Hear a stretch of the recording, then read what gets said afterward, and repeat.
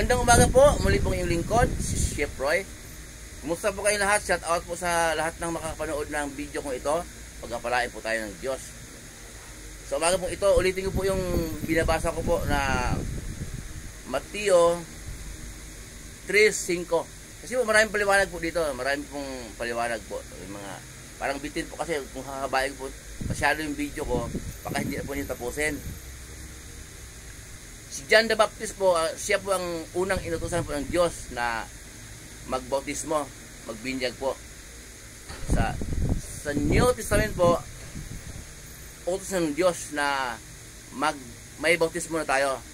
Si John the Baptist ang unang inutusan. Nung panahon po ng mga propeta, Old Testament,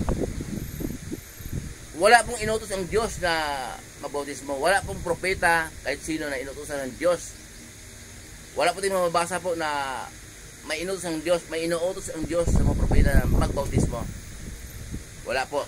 Kaya dito po sa New Testament, sa panahon po natin ngayon, utos ang Diyos na magpabautismo. At may inuutosan din ang Diyos. May inuutosan din ang Diyos na may karapatan sila na magbautismo. Si John the Baptist po ay nauna ng kunti sa ating Panginoong Jesus na mangaral. Okay. Siya po ang maghanda ng daraanan ng ating Panginoong Hesus. Yung sabi niya, magsisi na kayo at talikuran ang inyong mga kasalanan dahil malapit nang dumating ang kaharian ng langit. Okay. Nung panahon niya yon, malapit nang dumating. Nung namatay na ating Panginoong Hesus, ang kanyang dugo ang maghugas sa ating mga kasalanan, ang kanyang dugo ang maglinis sa ating mga karumihan, dumating na. Okay. Dumating na ang kaharian ng langit. Kaya noong pong nagbautismo po si John the Baptist, babasahin ang lingkod, pakinggan po ninyo sa 3:5 ng Mateo. Dinarayo siya ng mga tao mula sa Jerusalem, sa buong Judea at sa magkabilang panig ilog Jordan. Ipinahayag nila ang kanilang mga kasalanan at sila'y binautismuhan niya sa ilog Jordan. Nang makita niyang lumapit din sa kanya ang maraming Parasiyo at mga Sidosyo upang magpabautismo, sinabi niya sa kanila, lahi ng mga alupong, akala ba ninyo makakatakas kayo sa parusa ng Diyos? Patunayan muna ninyo sa inyong mga buhay na kayo'y talagang nagsisisi. Okay. Nauna ko pang sinabi na dinarayo si John the Baptist sa mga tao galing sa buong Jerusalem, buong Judea, magkabilang panig ng ilog Jordan. Noong pong nakapila ng Parasiyo at saka mga Sidosyo, nireject po niya. Lahi daw mga alupong. Ulitin ko po, yung Sidosyo po at saka yung Parasiyo, yun po ang madalas magdebate. Pareho pong relihiyon yun. Yung mga Sidosyo ay 5 aklat lang ang kanilang pininiwalaan mula Genesis hanggang Deuteronomio. Yun ang mga Parasiyo ay yung Old Testament lang ang kanilang pininiwalaan. Sa bagay po wala pang New Testament noon, wala pang mabasa. Kaya po dito po isa po sa tanong, maraming katanungan po na ang Diyos ba talaga ay pag-ibig? Chef Roy, sabi ng iba. Bakit parusahan pa niya ang mga tao pagdating ng paghukom? Siyempre po, ang Diyos ay banal. Kung tayo makasalanan, marami, hindi tayo pwedeng pumasok sa kanyang kaharian dahil mga banal ang makakapasok. Banal siya eh. Ang Diyos ay pag-ibig, ito po yung sagot. Isa po sa kasagutan. Ang Diyos ay pag-ibig, mula noon hanggang ngayon ay gumawa ng paraan ng Diyos na tayong lahat ay makakapasok sa kaharian ng langit. Nauna ko po sinasabi sa inyo na hindi lahat ng tao ay anak ng Diyos. Marami pumalag po noon. Ito pong pagkakasabi po, magbulay-bulay po kayo, ito pong pagkakasabi ni John the Baptist.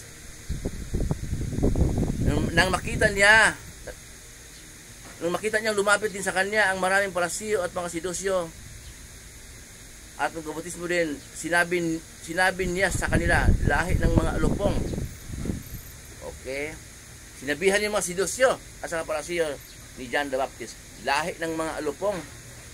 Pag alupong po, ahas. Okay? Ahas, simbolo ni Satanas. Okay? Hindi yun mga anak ng Diyos pag sasabihan ka ng propeta na lahi ng mga alupong. At doon po sa John 8:44, sinabi ng Panginoong Diyos, sinabi ni Jesus, si Jesus mo nagsabi mismo sa mga iskriba, ibig sabihin ng mga iskriba po, mga nagtuturo ng kautusan sa mga Hudyo. Sabi ng ating Panginoong Jesus, ang diablo ang inyong ama. Malinaw po yun.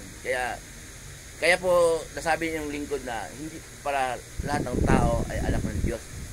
Bakit po? Minsan ang inyong lingkod nangangaral yan. Ay di nangangaral po yung sa verse po, binabasa ko po yung verse, tapos pwede pa yung kayong nanonood naman, pwede yung tingnan yung verse kung talagang tama ba ang mga sinasabi ko. Kaya po hindi ako namumulot ng salita, sarili ko lang, kundi lahat po ng sinasabi ko may verse na binabanggit. So, sa Diyos galing, hindi sa akin. Okay? Sa Diyos galing. Yun, yung mga, ano yan, may tuyo yan. Pati salita ng ganun yan, wala nang pinag-aralan yan. Yung hindi po sa akin ang sinasabi ko, kundi mula sa Diyos. So, pagka hindi naintindihan ng tao, hindi nga siya sa Diyos. At yung, kahit pagduldulan pa ng salita ng Diyos, idiin pa sa kanya, hindi niya maunawaan. Gagalit pala pagka kinukulit mo. Yun. Doon tatalab yung salita na hindi lahat ng tao anak ng Diyos. At sila, may mababasa naman tayo na hindi pala lahat ng tao anak ng Diyos. Kahit po sa huling paghuhukom, pinagbukod-bukod ng ating Panginoon Jesus ang papunta sa impyerno at papunta sa langit. Yun po. Kaya pwede po naman na habang tayo nabubuhay po, hilingin po natin sa Diyos na tayo po ay pagkalooban ng banal na Espiritu upang manguna po sa atin para maunawaan po natin ang salita niya at tayo po magkaroon sa sarili natin ng isip at puso na sumunod sa turo ng ating Panginoong Jesus.